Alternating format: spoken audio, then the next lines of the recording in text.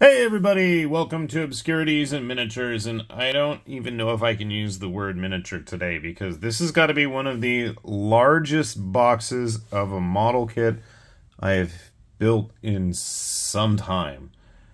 This is the first of the Motor Nuclear model kits. Now, Motor Nuclear's made some big, and I really mean big because they're 1/72nd scale, diecast robot figures for collectors, and they're pricey and they're gorgeous. And I know I did the Lubu one at one point, and I've got a couple others, and I don't even know if I've ever posted them. I know I filmed them at one point. Anyway, I'm rambling about that. But this is the first of their actual model kits. Now, they also put out a series of blind box little SD style, like Gundam Converge, Kamen Rider Converge, I don't even know how big they are, figures. I don't even know what material. I'm guessing plastic for the Chinese market. I've never even seen them show up on eBay or anywhere like that. I think you have to get them like at AliExpress, but that's beside the point. Okay, this is their first model kit, and I was really excited about this. This actually is somewhat based on one of their 1/72nd figures. This is the Alving. I don't even know what that one's called, but it has similar size, similar design, dude with a big dragon, and that's literally what we're going to have to build here.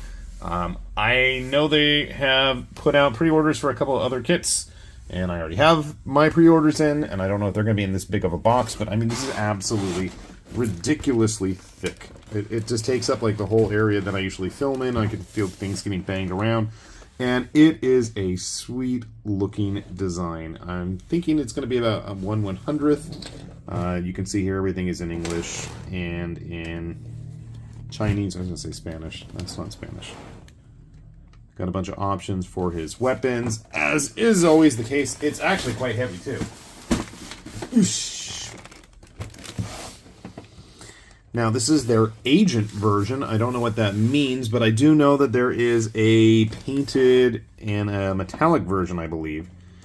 But you can see here, I mean, it's going to be pretty dynamic. And one of the other interesting things, it does have the base included, it has a metal frame as well, much like their 1/72nd stuff. I believe I read somewhere that this thing is going to be a 1/100th sized kit, like at least like a master grade Gundam size. Oh my god, look, just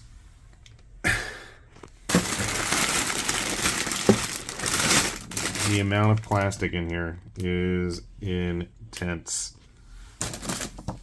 Actually, considering all things, the instruction manual doesn't seem all that big. We'll take a look at that in a little bit. Let's pour through this and see what's in here. I am not going to pull out every sprue just yet. You'll see, though, that a lot of the parts are actually pre-painted. That's kind of cool. We've got translucent effect parts.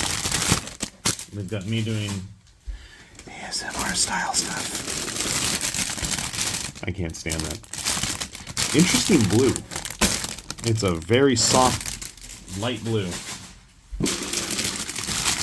Okay, lots more parts. And I'm going to assume that since this is a completely unique design, we're not going to have a lot of repetitive pieces. Here's all the hands.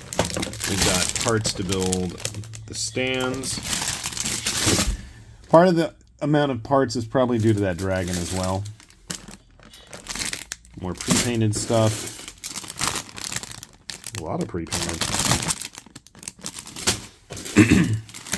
Yeah, it's dragon bits. Leg bits pre-painted.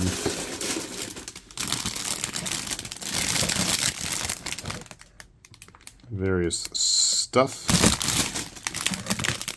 Again, you can see a lot of this has parts of it already painted in too. That's pretty neat. Parts to make the stand. Chrome parts. Painted on chrome parts. More translucent effects. A lot of translucent pieces. That sometimes gets me worried, because translucent things like to break. Plastic tends not to be as strong. A little bit brittle. Looks like all of the connection joints. Jesus, this is a lot of parts. Even the blade itself already painted. It's still going. There's still more in here. Stuff. That's the last bag. Inner parts and armor. Good God. The crazy thing was this thing with shipping was like maybe $60. That's really not that bad. And this is in there too. So these are all the metal bits. And I gotta say, their metal components are usually pretty good, just based on my experience with their large 1/72nd scale guys. Metal joints. That's pretty cool. I mean, like I said, for the price point, pretty impressive. Take a closer look at what the actual kit looks like. Its main armament seems to be the spear. We have the blade as well. And what's cool is you can do a bit of mixing and matching with all these things too. Posing looks quite dynamic. You can actually take the parts of the dragon, put them onto the body. Here is all of the layout of the various sprues. And then pages 5 through 15 seem to be the main building steps for the robot, and then we get to the back where it's all the dragon. And the paint guide. I don't think I saw any stickers or decals anywhere. And it's also nice to see that we have English instructions. I'm going to assume that they have all of the iconography in the front explained somewhere, maybe? Oh, at the top of the page here. I noticed on some of those sections. Choose the style, yeah, those kinds of things. So the build looks pretty straightforward. I don't know how long it's going to take. You know, we do have all that inner frame stuff. I'm hoping that it's just a lot of stuff that just needs to be put together. Like I know I recently built that Genesis kit. That one as well had a lot of stuff, but in the end I thought it was really solid, really impressed with it. So I'm hoping this is going to be similar. I'm really looking forward to this, and I have to say I'm even looking more forward to the stuff that they have coming after it, to be honest. I like those designs more. But this is going to be an interesting one, so if you want to see how it turns out, sit tight. We'll be back after this commercial break. All right, I have got the Owl Bing. I think that's what he's called. All put together here. It took a while. Once I got kind of a system set up for all of his sprues, things went a whole lot faster, but oh my goodness, I absolutely adored building this thing. Just the parts went together great. The quality of the castings, the quality of, you know, the diecast throughout the body, it's just super impressive. It is a nice kit. With those joints all being metal, there is some serious heft to it. And I mean, just even the parts, just the way the color separation worked out, there is a lot to like here. A lot of really well detailed stuff. Tons of hands. There's a whole bunch of various options for connecting things, which we'll talk about in a sec. Super sharp. That needs to be pointed out. And with the weight of that metal, makes him have a really good base to stand on, including his base as well.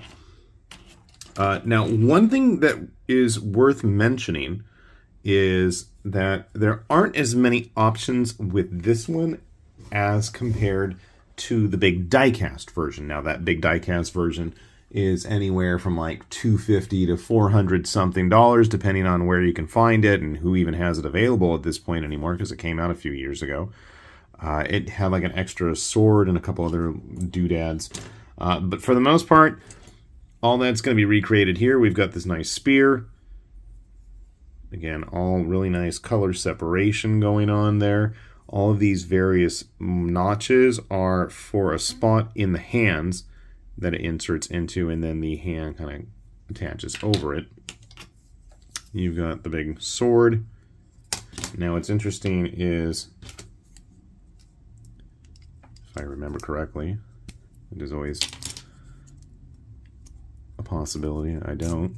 Okay, that slides out. There is another option for a second spear, or you can keep that blade on there and then you can attach it like that. So there's a couple of different options, and I don't remember if those actually existed with the diecast one. We've got a couple of like optional bits for the dragon. We'll get to the dragon in a sec. His backpack that he currently has on, actually these things on it are all removable, so that you can actually put in plugs to take the dragon apart, pose it so like the dragon is attached as a backpack weapon, if that was something you wanted to do. I don't particularly. I don't even know why I have it attached, because he has a more basic backpack, and I don't remember. Oh, it just pulls out like that. Here we'll go with the basic version, which I have upside down. Okay, there we go. That thud when it hits the table. Alright, so if you're curious, I do have a couple of the diecast ones. And so, this, just to get things in perspective, that's the size of the diecast. This is a 1/100th kit, whereas the diecast figure, which doesn't want to get himself nice and stable. Come on, Lubu.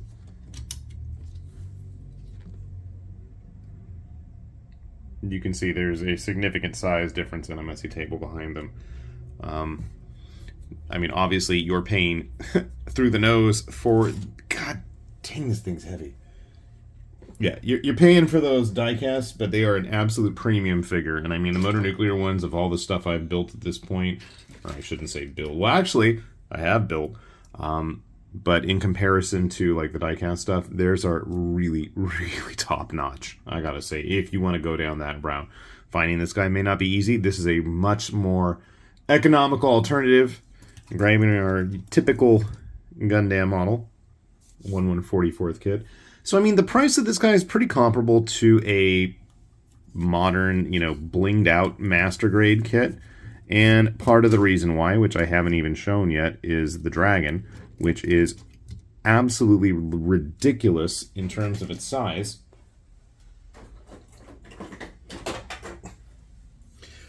And it also has die-cast joints throughout it as well. Mostly in the limbs. There's 4 legs, obviously. So yeah, so you can take the tail off, you can take the head off, and there's a bunch of options that you can goof around with. And I'm not going to bother mentioning it. I'll let you guys discover this. But honestly and truly, I mean, this has got to be one of the most impressive kits that I have had the joy of putting together in, well, the duration of this channel. And it impresses me how much the quality of these Chinese developed and engineered kits has continued to improve. I mean, me personally, I really like and enjoy when we see more original stuff, not to knock the Gundam franchises or any of the other stuff that companies like Good Smile and Wave and Kotobukiya all make, you know, stuff out of. But those are all licensed IPs for the most part. This is something totally new and original, and, you know, I like originality. I like when people do new things.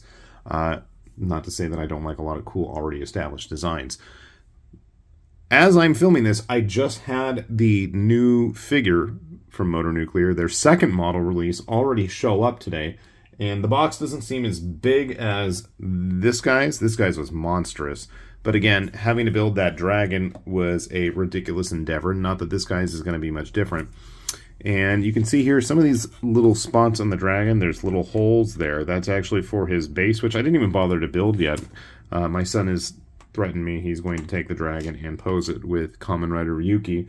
who I don't even have access to anymore because he's sick and he doesn't want anybody in his room, and Ryuki continues to have new poses every time I glance in there. So I'd rather not get sick myself, so we'll have to wait on a dragon curling around on a base comparison. But, I mean, the dragon itself, quite nice. It's got, like, his effect parts. You can have him blasting fire out. I mean, there's limited mobility there in the mouth itself. And all of these joints, there's really kind of interesting. You have your choice of either just really simple plug joints, you know, with a simple rotation on an XY axis or whatever, just like a 90-degree difference. Whereas there's also a set with a lot more parts in them of full-on rotatable ball joints, and I was just like, oh, I do not want to mess with that yet. I save those. I might go back and put them together later and goof around with this if I'm bored, but it's not like I don't have, you know, a ton of other kits to play around with. You can see here as these fold down, that's where you can actually attach the dragon's head if you remove it.